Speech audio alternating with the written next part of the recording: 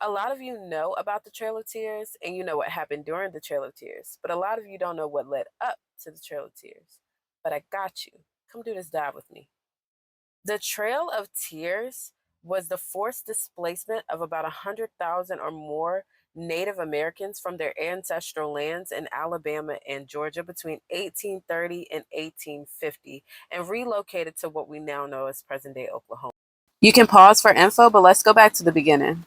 White U.S. settlers began to push into Native American land in Alabama and Georgia after the American Revolution. But before they got there, Native American tribes had already ceded land there. Those tribes included Cherokee, Chickasaw, Choctaw, and Creek. Well, when the settlers got there, they realized how rich and fertile and suitable the soil was, so they thought to themselves, hey, we should put a plantation here. It would be the perfect spot. Although some of the tribes were okay with the expansion and they actually aligned themselves with the settlers, a lot of the tribes were like, hell no, we ain't going for that. Thus leading to this tribe right here. This is the Creek tribe.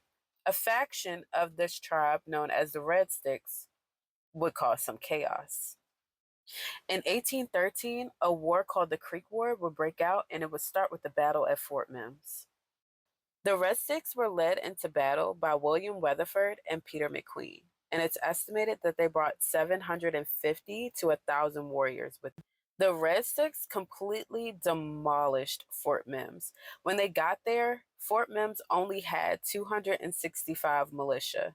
When they were done, the Red Sticks had either killed or captured all of those 265 militia, with the Red Sticks suffering from only 50 to 100 killed. They also captured 250 or more civilians or killed as well. How does that saying go? You may have won the battle, but you didn't win the war.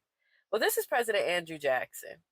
Not only is he a president, but he's a general. Baby, he gets in the field. And after the Native Americans did their big one, oh, he was ready to get his lick back.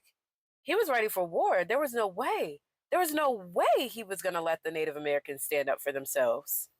Well, in March 1814, President Andrew Jackson and James Neal would lead 2,000 plus militiamen into battle with the Creeks at Horseshoe Bend.